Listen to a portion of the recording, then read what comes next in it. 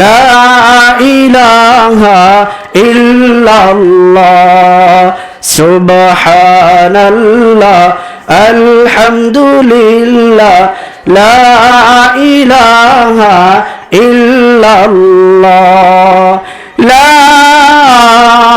ইলাহা ইল্লাল্লাহু মুহাম্মাদুর রাসূলুল্লাহ।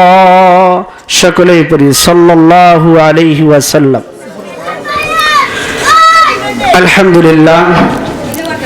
পশ্চিম কাপাসাটিয়া ছাত্র ও সমাজ যুব সমাজের উদ্যোগে এবং কবরবাসীদের রূহের মাগফিরাত কামনায় দ্বিতীয় বার্ষিক ওয়াজ ও দুআর মাহফিলের সম্মানিত সভাপতি, উদ্বোধক, প্রধান বক্তা, বিশেষ বক্তা ও মঞ্চে উপবিষ্ট জাতির কর্ণধার, জাতির রাহবার হযরত উলামায়ে কেরাম ও আমার সামনে সম্মুখপানে সমবেত যুবক ভাইরা, বুড়া বাবারা, আদরের স্নেহের ছোট কচিকাচারা ও পর্দার আড়ালে অবস্থানগতা জাকেরা, শাকেরা, সম্মানিতা মা ও বোনেরা, সকলের প্রতি আমার আন্তরিক অভিনন্দন ও মোবারকবাদ জানিয়ে আমরা ওই মহান পরওয়ারদিগার আলমের আলিশান দরবারে লাখ কোটি শুকরিয়া জ্ঞাপন করি যে মহান রব্বুল আলামিন এই কনকনে শীতকে উপেক্ষা করে একমাত্র মাওলাকে খুশি করার জন্য আমাদেরকে এই বেহেশতের বাগান, জান্নাতের টুকরা সামিয়ানার ভিতরে একসাথে বসার সুযোগ করে দিয়েছেন। এই জন্য আমরা খুশি না বেজার? আবারও বলি, খুশি না বেজার?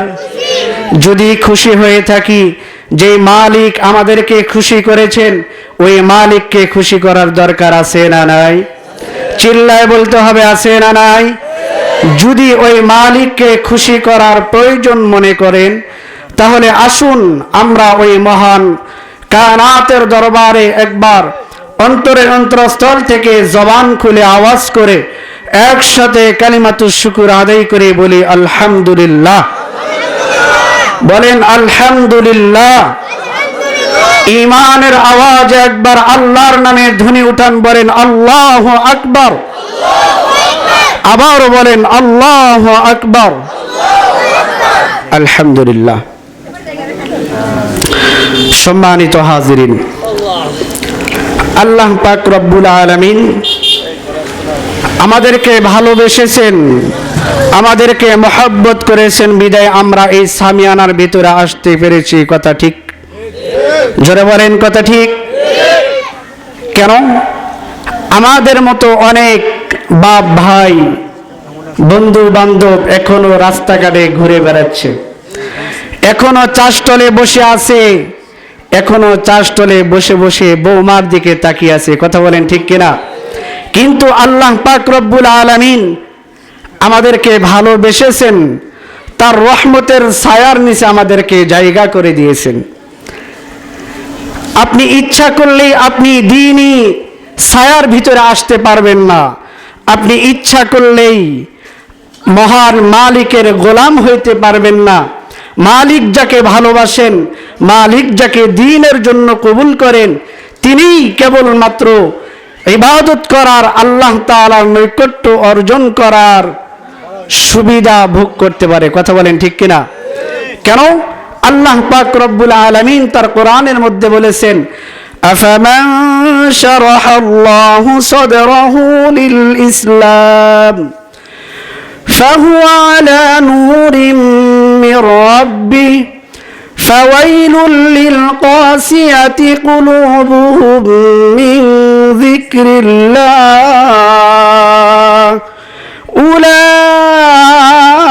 উলাইকা ফি দালালিম মুবিন। আল্লাহু আকবার। আল্লাহ পাক রব্বুল আলামিন এই আয়াতের মধ্যে বলতেছেন, যার হৃদয়কে, যার বক্ষকে আল্লাহ তাআলা দ্বীনের জন্য কবুল করে থাকেন, প্রশস্ত করে দেন, তিনিই কেবলমাত্র দ্বীনের ভিতরে আসতে পারে।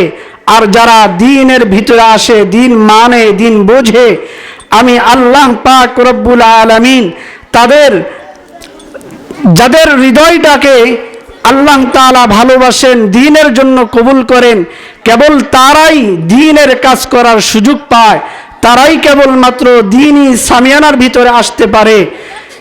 আর যাদের হৃদয়কে আল্লাহ তাআলা পছন্দ করেন নাই, যাদের হৃদয়কে দ্বীনের জন্য কবুল করেন নাই, তারা এই মজলিসে আসতেও পারে নাই, তারা সুস্পষ্ট পথভ্রষ্টতার মধ্যে আছে। আর যারা এই দ্বীনি মাহফিলের ভিতরে আসতে পেরেছে, দ্বীনি মজমার ভিতরে আসতে পেরেছে, আল্লাহ পাক রব্বুল আলামিন বলেন তারা আমার স্পেশাল একটা নূরের আওতার ভিতরে ঢুকে আছে। সুবহানাল্লাহ।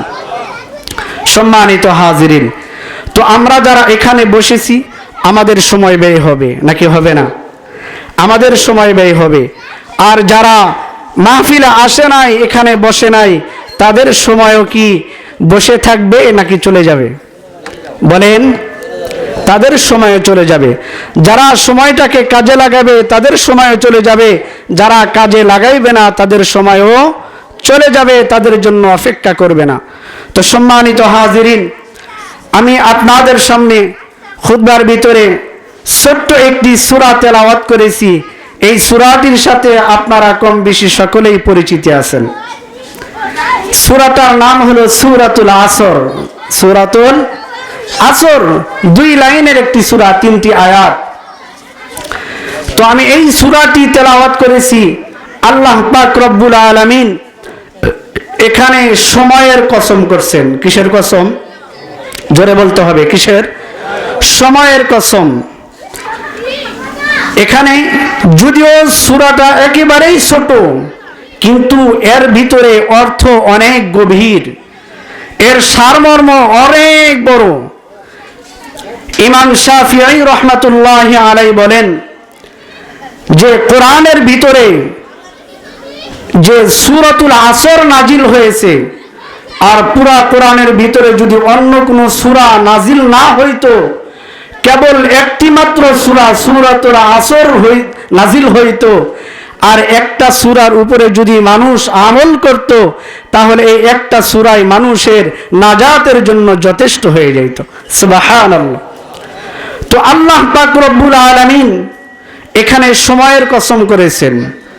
কেন সময়ের কসম করলেন?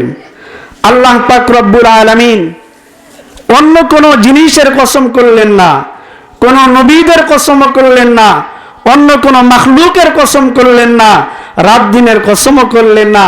এখানে সময়ের কসম কেন করলেন? কারণ সময় এটা অনেক গুরুত্বপূর্ণ জিনিস। এটা কি ভাই? অনেক গুরুত্বপূর্ণ জিনিস। এই সময় আপনি যদি কাজে লাগান, এই সময়কে আপনি যদি সঠিকভাবে কাজে লাগান, তাহলে আপনি লাভবান হইতে পারবেন। আর আপনি যদি সঠিকভাবে এই সময়টাকে কাজে না লাগান, আপনি ক্ষতিগ্রস্ত হয়ে যাবেন। আল্লাহ পাক রব্বুল আলামিন এটাই বলতেছেন, ওয়াল আসর, সময়ের কসম। আল্লাহ পাক রব্বুল আলামিন বান্দাদেরকে বলতেছে, ও আমার বান্দারা, আমি সময়ের কসম করে বললাম, সময়ের কসম, ইন্নাল ইনসানা লাফি খুসর, ও মানুষ, আমি যে তোমাদেরকে সময় দিলাম, 60 থেকে 70 বছর জিন্দেগি দিলাম, 1 মিনিট 2 মিনিট করে দিন রাত তোমাকে আমি দিলাম, এই সময়টাকে তুমি যদি কাজে না লাগাও, তাহলে তুমি ক্ষতিগ্রস্ত হয়ে যাবে। কি হয়ে যাবে? ক্ষতিগ্রস্ত হয়ে যাবে। সমস্ত মানুষ ক্ষতিগ্রস্ত হয়ে যাবে যদি সময়টাকে কাজে না লাগায়। তাহলে এই ক্ষতি থেকে আমাদেরকে বাঁচতে হবে না? একটু কথা বলেন, বাঁচতে হবে কিনা? আমাদেরকে বাঁচতে হবে। তো আমরা কিভাবে বাঁচবো? কি কাজ করলে বাঁচতে পারবো? আল্লাহ পাক রব্বুল আলামিন কত বড় রহমানুর রহিম। আল্লাহ পাক রব্বুল আলামিন আমাদেরকে বলে দিয়েছেন যে আমি সময়ের কসম করে বললাম, তোমরা মানুষেরা সকলেই ক্ষতিগ্রস্ত হয়ে যাবে, তবে যারা এই কাজগুলা করবে তারা লাভবান হবে, তারা ক্ষতিগ্রস্ত হবে না। সুবহানাল্লাহ।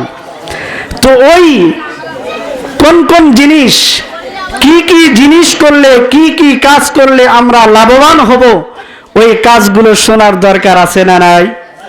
আছে না নাই? একটু হাত উঠায় দেখাই কার কার দরকার আছে। আল্লাহ তাআলা কবুল করেন। আমরা ধারাবাহিকভাবে সুন্দরভাবে এই আলোচনাগুলো শুনবো এবং আখিরি মোনাজাত দিয়ে যাব ইনশাআল্লাহ। বলেন ইনশাআল্লাহ। আমরা আখিরি মোনাজাতের আগে কে উঠবো নাকি উঠবেন? ওঠা যাবে না, সময়ের অনেক বড় দাম। তো আল্লাহ পাক রব্বুল আলামিন বলে দিচ্ছেন কোন কোন কাজ করলে তোমরা ক্ষতিগ্রস্ত হবে না, কোন কোন ব্যবস্থা তোমরা নিলে তোমরা লোকসানে পড়বে না, তোমাদের কোনো ক্ষতি হবে না। তো ওই জিনিসগুলো পরবর্তী আয়াতের মধ্যে আল্লাহ পাক রব্বুল আলামিন বলে দিচ্ছেন। আল্লাহ পাক রব্বুল আলামিন বলেন, ও গোলাম তোমরা সকলেই ক্ষতিগ্রস্ত। আমি রব সময়ের কসম করে বললাম, আমি রব তোমাদেরকে 60 থেকে 70 বছর একটা জিন্দেগি দান করেছি, দিন রাত দান করেছি, মাস বছর দান করেছি। তোমরা যদি এই সময়টাকে কাজে না লাগাও তাহলে তোমরা নিঃসন্দেহে ক্ষতিগ্রস্ত হয়ে যাবে।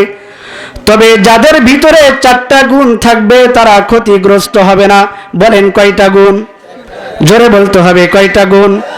4টা গুণ। 1 নাম্বার, ইল্লাল্লাযীনা আমানু, যারা ঈমানদার, যাদের ঈমান আছে তারা ক্ষতিগ্রস্ত হবে না। এখন ঈমানদার কাকে বলা হয়? ঈমানদার কাকে বলা হয়? সকলকেই মানুষ দেখা যায়, সকলকেই মানুষের মতো দেখা যায়।